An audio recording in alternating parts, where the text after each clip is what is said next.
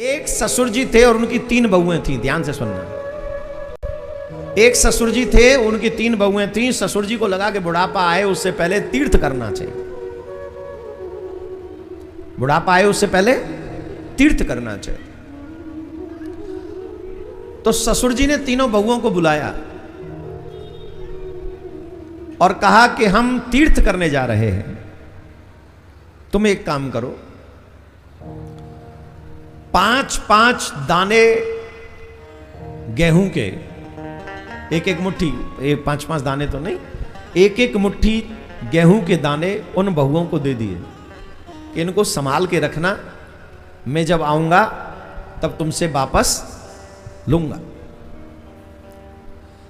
बड़ी बहू जब ससुर जी चले गए तो बड़ी बहू ने कहा, हम तो सोच रहे थे, क्योंकि पहले तो तीर्थ जाने का मतलब ये था ना, आवे आवे ना भी आवे। आजकल की तरह थोड़ी तीर्थ में कि आज जा रहा हो 2 दिन बाद आ जावेगा। पहला तीर्थ तो तीर्थ ही था। रामेश्वरम चले गए तो कहीं नाव पलट गई, वो वहां चले गए तो गंगा सागर, सबरे तीर्थ बार बार गंगा सागर, और गंगा में गंगा पलट गई, वो बड़ा लंबा चौड़ा फाट है वहां, समुद्र जैसी दिखती है गंगा, वहां में नाव पलट गई तो हैगो तीर्थ हैगो। और वह केदारनाथ बद्रीनाथ पैदल जा रहे हैं यहीं से, ऋषिकेश से ही। कप्पा में खाई में फिसल जाए, कब कौन सा जानवर आए के खा जाए, तो ऐसा तीर्थ था पहले। ऐसे विदा लेके जाते थे जैसे नहीं भी लौटे तो राम राम। तो ससुर ने कहा कि मैं जा रहा हूं और तुम जब वापस आऊंगा तो गेहूं मुझे वापस चाहिए। तो ठीक। बड़ी बहू को लगा कि हम तो सोच रहे थे जा रहे हैं तो कुछ करके जाएंगे, अब ये बताओ ये गेहूं दे गए, एक मुट्ठी गेहूं में क्या होता है, तुम्हारा वाला फेंक दिया। दूसरी बहू थोड़ी जो बीच वाली थी, उसको लगा कैसे संभाल के रखूं, एक तो कब तक आएंगे पता नहीं, और कहीं खो जाए तो आके पूछेंगे तो गड़बड़ हो जाएगी। तो उन्होंने पोटली बांधी उसकी, और पोटली बांध के संभाल के रख दी। एक तीसरी बहू थी जो सबसे छोटी थी, उसने दिमाग लड़ाया कि ससुर जी ये गेहूं की पोटली एक मुट्ठी गेहूं दे गए तो साधारण बात तो नहीं होगी, कोई बात तो होगी, और इनको धरे धरे में क्या करूंगे। तो घर के ही बाहर थोड़ा सा खेत था, उसमें उसने डाल दिए। डाले एक मुट्ठी, 1 कट्टा भर के गेहूं हो गए। फिर उसने 1 कट्टा पूरा डाल दिया, पूरे 2-4 बोरी हो गए, और वो 2-4 बोरी फिर डाल दी। महाराज गेहूं के धान लग गए, पूरा आनंद हो गया। अब तो 2-3 साल बाद वो ससुर जी लौट के आए तो सबने उनको आदर किया, सत्कार किया, प्रणाम प्रणाम प्रणाम। ससुर जी को याद था कि हम दे के क्या गए, तो पूछा, बेटियों मैंने तुम्हें वो गेहूं दिए थे, अनाज दिया था, वो कहाँ है, लाओ।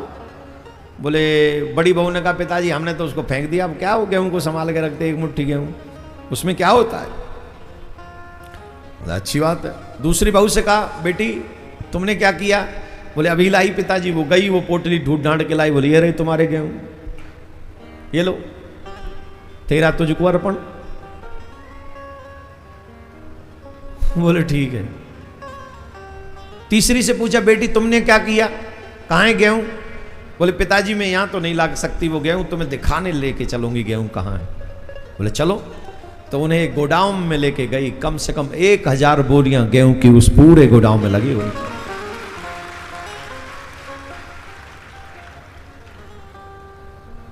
ससुर जी समझ गए कि यही बहू ऐसी है जो मेरे कार्यभार को संभाल सकती है।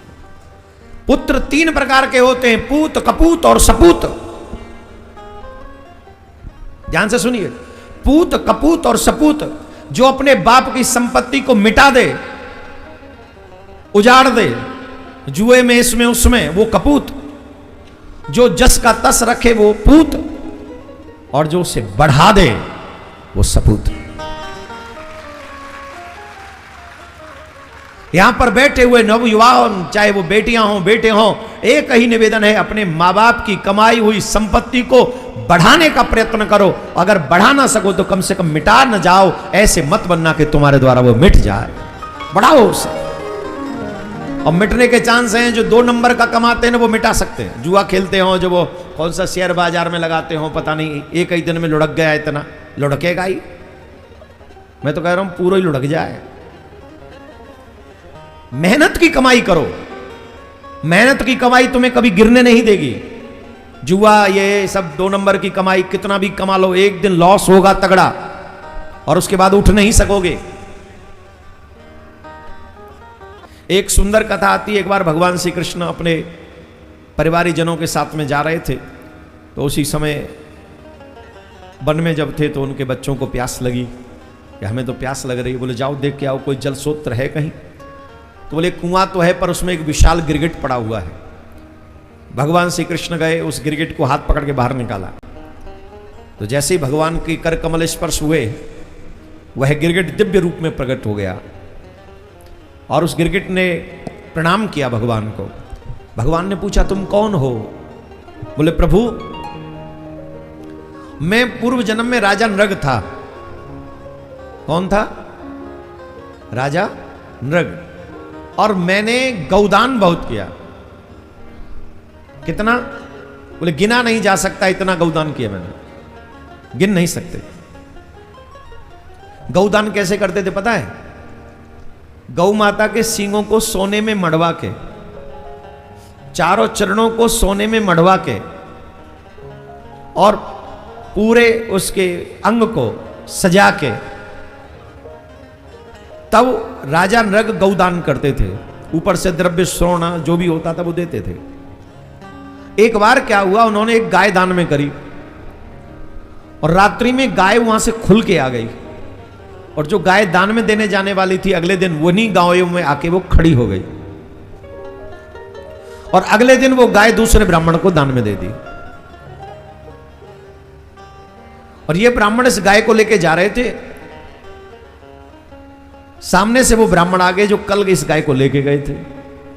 तो कहा पंडित जी ये गाय तो हमारी है। उन्होंने कहा नहीं पंडित जी ये तो गाय हमारी है, अभी राजा से दान लेके आ रहे हैं। अरे कल तो हमें मिली थी ये गाय। तो ब्राह्मण देवता बोले चलो हम विवाद नहीं करते आपस में, राजा के पास चलते हैं न्याय करवा लेते हैं। बोले चलो। दोनों ब्राह्मण देवता राजा के पास में गए और राजा से कहा महाराज ये गौ जो है कल आपने हमें दान में दी थी। दूसरे ब्राह्मण बोले आज आपने ये गौ हमें दान में दी है। अच्छा, राजा समझ गए हमसे मिस्टेक हो गई, कुछ गड़बड़ हो गई, अब क्या करें? तो राजा ने कहा महाराज मुझे लगता है ये अपराध मेरा ही है, ये त्रुटि मुझसे हुई है, इसलिए आप मुझे क्षमा कर दें और कोई भी एक ब्राह्मण इस गाय को छोड़ दे, मैं 2 गाय दे दूंगा उसे। उसका नहीं हमें तो यही चाहिए। तो राजा बोले मैं 100 गाय दे दूंगा, 1000 गाय दे दूंगा। राजा ने कहा मैं 1 लाख गाय दे दूंगा लेकिन कोई भी एक ब्राह्मण इस गाय को छोड़ दो। तो ब्राह्मण देवता बोले तुम हमको भिखारी समझ रहे हो, लोभी समझ रहे हो और तुम गिरगिट की तरह अपना स्वभाव बदल रहे हो। न्याय तुम कर नहीं रहे हो बल्कि हमें लालच दे रहे हो। तुम गिरगिट की तरह रंग बदल रहे हो, हम तुम्हें शाप देते हैं कि तुम गिरगिट हो जाओ। राजा बोले महाराज भगवान कृष्ण से, उस समय तो हमें ब्राह्मणों का वो शाप बहुत बुरा लगा था कि हमने इतना अनजाने में वो अपराध हुआ, हमने जानबूझ के नहीं किया, फिर भी हमें शाप दे दिया। पर हम ब्राह्मणों की वाणी को कैसे मिथ्या कर सकते थे, तो वो हमें शाप लग गया। उस समय बुरा लगा था पर आज महाराज बहुत अच्छा लग रहा है। क्यों? बोले आज उसी शाप के कारण आपका दर्शन हो गया। हम तो कहते इतनी गौओं के दान का फल अगर मुक्ति भी होता तो मुक्त हो जाते, आपके इतने माधुर्यमय स्वरूप का दर्शन कैसे होता? तो शायद ब्राह्मणों ने हमें शाप इसीलिए दिया कि जिससे आपका दर्शन हो जाए। पर यहां पर एक शिक्षा ऐसी भी है, कभी भी दान, एक वस्तु दान की वो 2 बार दान में नहीं देनी चाहिए। कई व्यक्ति बहुत झूठ बोलते हैं दान देने में। हम लोग तो इस फील्ड के हैं, दान लेने वालों में है ना हम लोग, तो हम तो जानते हैं कब कितना झूठ मैंने अपनी लाइफ में जितना दान के विषय में झूठ सुना है शायद ही किसी ने सुना हो। हम लोग दान देने के लिए भी झूठ बोलते हैं, सिर्फ एक फोटो खिंचवाने के चक्कर में इतना झूठ बोल के निकल जाते हैं। नहीं, अपनी वाणी पर सत्य की स्थापना कीजिए। आप अगर दान नहीं कर सकते हैं तो आपको बोलना भी नहीं चाहिए, कभी मत बोलो। असत्य बोलने से बहुत पाप लगता है और सत्य बोलने से बहुत पुण्य मिलता है। असमर्थ हो तो कहो हम नहीं कर सकते, सामर्थ्यवान हो तो धर्म की रक्षा के लिए एनी हाउ हमको दान करना ही चाहिए। हमारे शास्त्रों में कहा गया है तुम जितना भी कमाते हो जो लाभ होता है उसका 10% अच्छाई में खर्च करो। अगर आज के जमाने में कह दिया जाए तो लोग कथा सुनना बंद कर देंगे। 1 लाख रुपया कोई कमाता हो महीने में प्रॉफिट का, वो 10,000 दान करेगा कहीं? वो कहेगा 1 लाख ये, अगले महीना 1 लाख और हो जाएंगे तो 2 लाख हो जाएंगे, और 10,000 चले गए तो वो 180 हो जाएंगे। वो गणित लगाएगा कि नहीं? लेकिन ऐसा कभी नहीं होना चाहिए। जितना आप अपने हाथों से दीनहीनों की सहायता करते हो, अन्न दान करते हो, वस्त्र दान करते हो, गौ सेवा करते हो, ये सेवा करते हो, वो हजारों गुना वापस तुम्हें और तुम्हारी पीढ़ी को वापस मिलने वाला, हजारों गुना होके उतना नहीं मिलेगा।